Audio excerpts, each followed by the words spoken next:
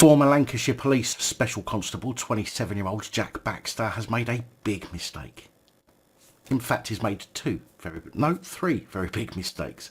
The first was when he was arrested in 2016 by Lancashire Police after he engaged in sexual interaction with who he believed to be a 13-year-old girl whilst at work and on duty.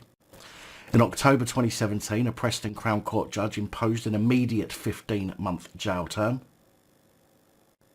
that was not suspended, believe it or not, after Baxter admitted to offences of attempting to cause a child to watch a sexual act and misconduct in public office.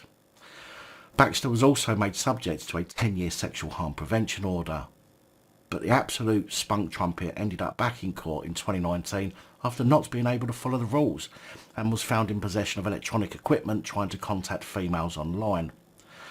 Rather than being jailed again for breaching his sexual harm prevention order, in other words, rather than being dealt with in a meaningful way that would be preventative, he was simply ordered to undergo 24 months of rehab with the probation service.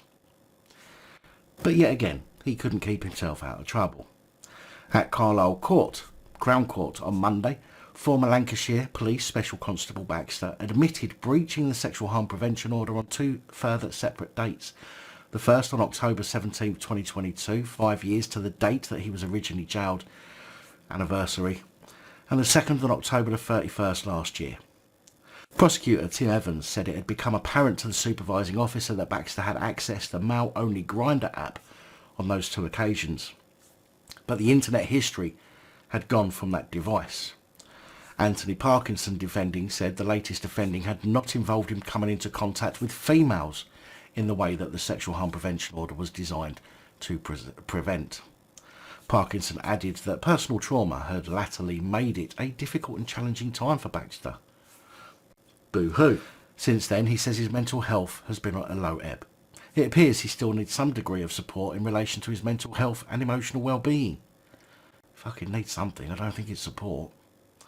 However, thankfully and finally, the judge decided that the second breach of the order was the final straw, and instead of issuing more rehab or some other bullshit, Judge Nicholas Barker noted the probation service had found it difficult to support a community sanction given the previous breaches and attempts to rehabilitate him.